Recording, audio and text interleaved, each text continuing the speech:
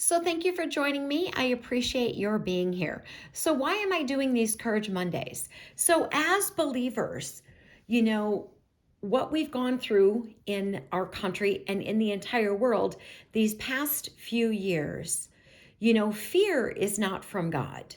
And we need to walk in his strength and his power that he gives to us through his Holy Spirit.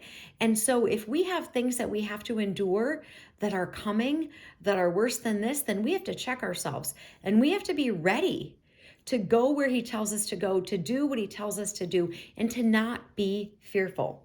So in Isaiah 41, it's talking about God's trial of the nations, but I want to share 41 verse 10. It says, "Do not fear, for I am with you. Do not be afraid, for I am your God. I will strengthen you. I will help you. I will uphold you with my victorious right hand." What we are going to go through is so much worse than what we've been through. And so if I have to continue these Courage Mondays for however long it takes to encourage us all to not be afraid, then that's what we're going to do.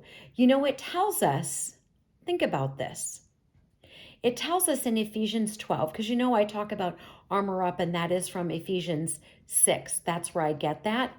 And I've talked about standing, just after everything, just stand. But you know what it also says in Ephesians 6, which you should read?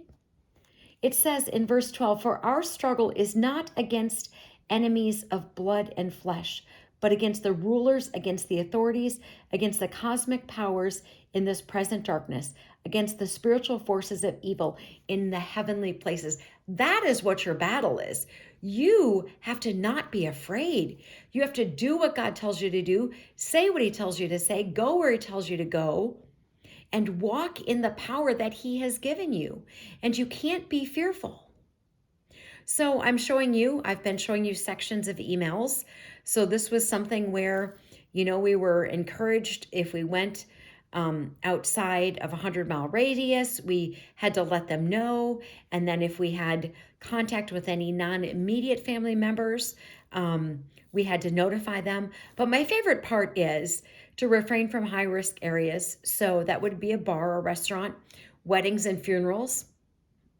I would go, and other large gatherings. But it didn't say church on here, which was a good thing. But at least we could have all still gotten an abortion right if we wanted during that time, because that was not sort of a restriction or didn't need notification of a supervisor.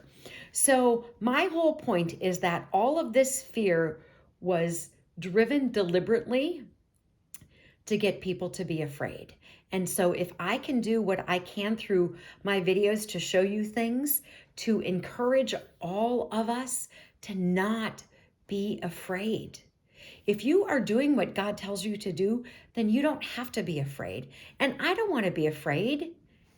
And I understand initially, we didn't really know what it was, but when we figured it out a couple weeks later, like most of this was malarkey, not that it didn't really exist, but the restrictions around it were malarkey, then what do we have to fear? Because fear is not from God.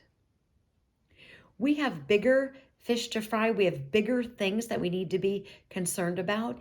And so I just want all of us to do what God tells us to do, to say what he tells us to say, to go where he asks us to go, and to not be afraid. Armor up, we ride at dawn. May God bless you as always. Have a great day.